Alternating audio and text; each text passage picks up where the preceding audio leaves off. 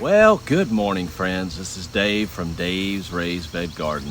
I'm out here with my faithful dog, Rusty. He came and walked down here to the garden with me. You might see him time to time walk behind me. Anyway, I came out, yesterday I came out and I shared that little video sitting out on the front porch a little bit yesterday morning and listening and watching the rain fall and everything. I've got little insects, I guess, that kind of bothering me. The humidity is supposed to be really hot today, and you can tell with the bugs just how they're actively moving and just how they are, and you can actually see that, and that's one of the things that I'll explain to you a little bit. And when you're dealing with your vegetables, especially when we get the rain that we had, and then we've had several hours of rain and then everything, and then the heat went up yesterday, the sun came out and just everything, and overnight the humidity stayed up and it's not really been cool. We do have a cool front coming in this weekend, believe it or not. It's supposed to be like an 85, and at night it's supposed to be in the high 50s. Whew, can't wait for that to happen. But anyway, right now we are having a desperate time where the heat is coming and the humidity is up and everything. And being out here in the garden, I'll just share this with you and everything. I've been talking to you, and I said a little bit yesterday that my pruning and everything, and why pruning is so important. When I talk about pruning and everything, and I talk about what to do vertically, is that it's all in part of is what I feel that is very important for the vegetables. Number one is that by pruning I'm allowing more airflow, more oxygen to get to my plants. The second thing is that it allows more space than what it does on vertical growing. And then in the pruning part is that it allows for the pollinators, the bees that I talk about, and I always get excited. I'm sitting down here and I really haven't seen any bees, but up by my house, my lavender plant has them all over.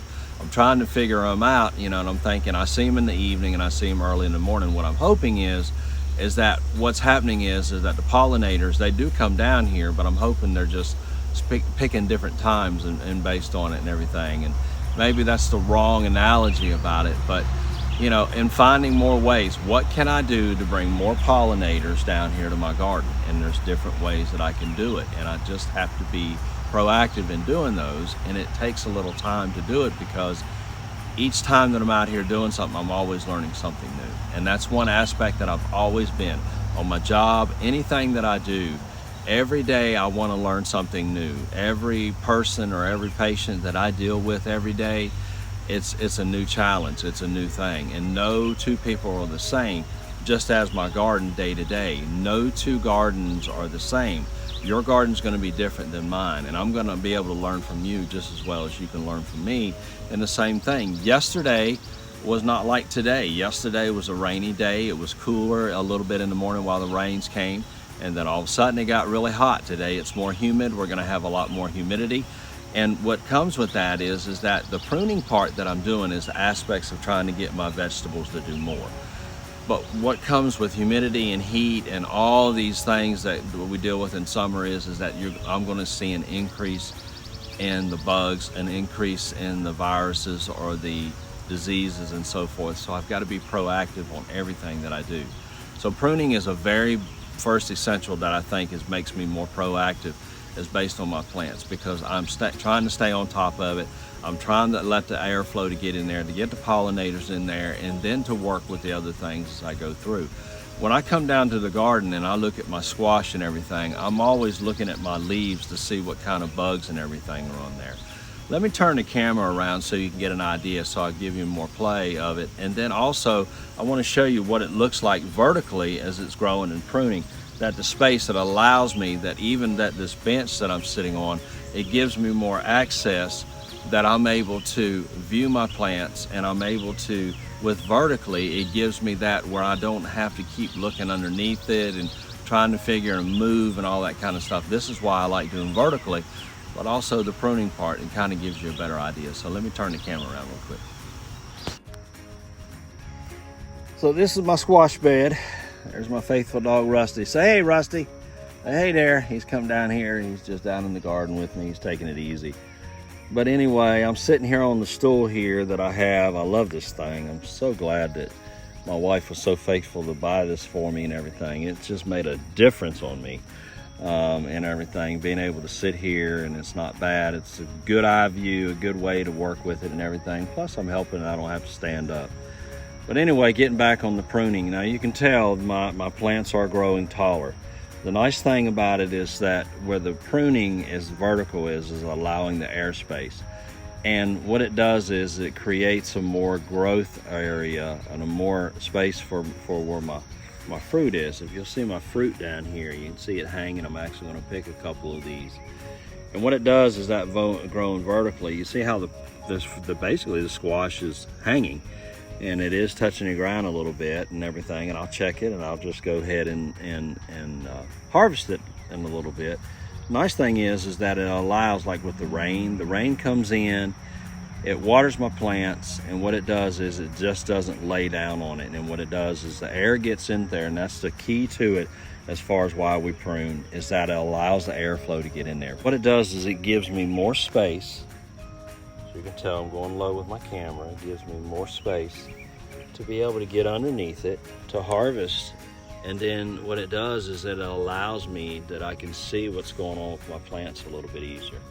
That's why I like to do it this way. That's why I think that vertical growing is just a neat asset. Now, when I show you my other plants, my other zucchini squash, you're going to notice that I have a lot more zucchini. I've already picked a bunch off of it and everything, and I continue doing it. Now, does that mean that I'm going to be going against vertical? No. What it means is that when I look at my plants, if you think about this, in this bed, this 4x8 bed, I got cucumbers that are on the other side. I mean, it's growing up the fencing or the lattice. But then also just on the side that I'm showing you, you know, I have actually 11 plants on this side, and then I have 4 over here. What I think I need to do is being proactive and working smarter is not to put as many in there, to allow it to give it more space. Instead of 11, maybe 8, and then allowing it to have more space in there, because when I show you my other plants, I believe that I don't need to do the normal 3 foot by 3 foot space that we recommend in generalized or traditional gardening.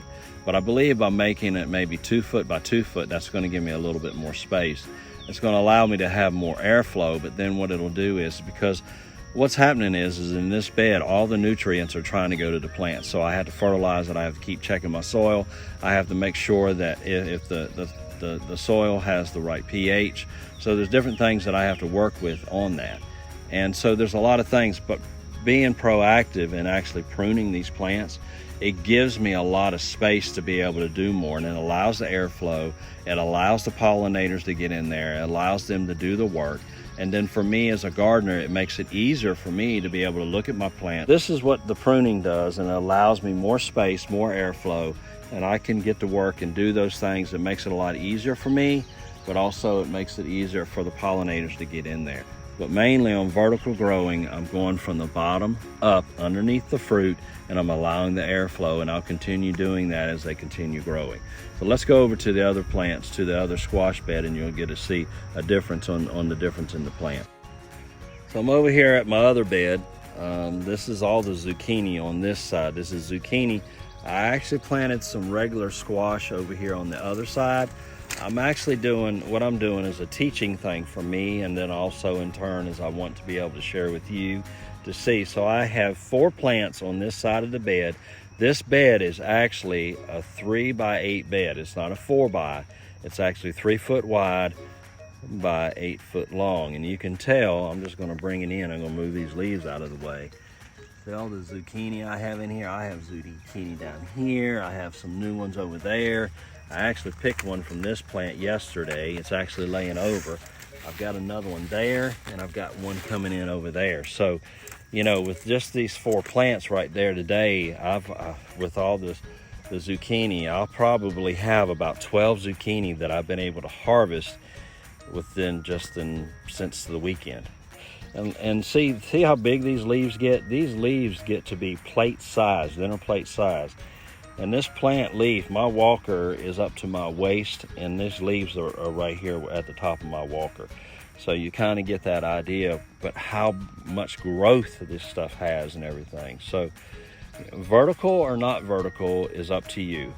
Plant bed is up to you also, and it's up to each gardener. But based on how you planted everything, I think that if you got to learn off of it. And every year I take notes on what did and what did not, and I tried to transcend it and try to see what I'm going to do to make it better. And then what that does is that helps me as a gardener. Man, that sun is coming up now. It just came over the treetops and everything, and I can feel it coming. So I'm not going to be out here too much longer. I'll be out here. I might tie a few of my vines up that I've seen hanging over or something. I might do that real quick. Checking my plants. I am going to harvest a little bit of squash, looking at my new corn. I've got some new corn coming up. I'm actually, and I'll just share this with you, my corn is about, I would say by looking at the bed, maybe about 3 inches tall. So what I'll do is that either this evening when it cools down before the evening, or else I'll do it another before the next, I'll be doing it in the next couple of days, either today or the next couple of days. I'll be actually putting that 7 dust granules down. That's what I like to do, and I'll be putting that down to try to help, because I'm going to be honest with you, since I've been using that 7 dust granules, I do not have as many bugs on the ground as I normally have. And not to say, and what I've seen is my pollinators are coming in, they're doing exactly what they need to do. And I don't know how my green beans are going to be doing. I actually put a little bit down on that. I wanted to see, and then so I'll be able to check those and try to get a better feel for it and everything. But I can just tell you, because as many squash bugs as I had last year and everything, I wanted to try to help it in this bed and everything. And so being able to put these things down, these granules have really helped me. So far, I think it's working for me, and I try to be as organic as I can. And I know sometimes you just have to fill it out based on what is organic and what not is organic, and everything. But you know what? And I know these pests are here, and I know people say, they've got, they got a right too. But you know what? This plants that I have provides for my family. But whatever it is, if it's flower gardening, if it's doing things, fruit trees or whatever, just go out and just make whatever you can of it, because I'm going to tell you, the rewards that you get in the long run, they make up for just a little bit of work that you had to do with it and everything. So I thank you for being a part of Dave's Raised Bed Garden. I thank you for watching my videos. Hit my like button on my YouTube page. It gives me more avenues on the YouTube channel to allow for other people that may not be subscribed to mine, and it allows it to go out there where more people can see it. And also subscribe to my YouTube channel. I'd really like for you to have a part of it. And like I said in the past, I am not a professional gardener by no means, and every day I'm learning. But I want to share with you, my viewer, the viewer that watches Dave's Raised Bed Garden, the part that what I'm learning, because then hopefully that you can learn from it too. And you know what? We'll learn together, and then what'll happen is that we'll be able to make something for each other. And then in the end, we'll both be rewarded by having a harvest and everything that what we have. So I thank you again for being a part of Dave's Raised Bed Garden. And until next time, take care.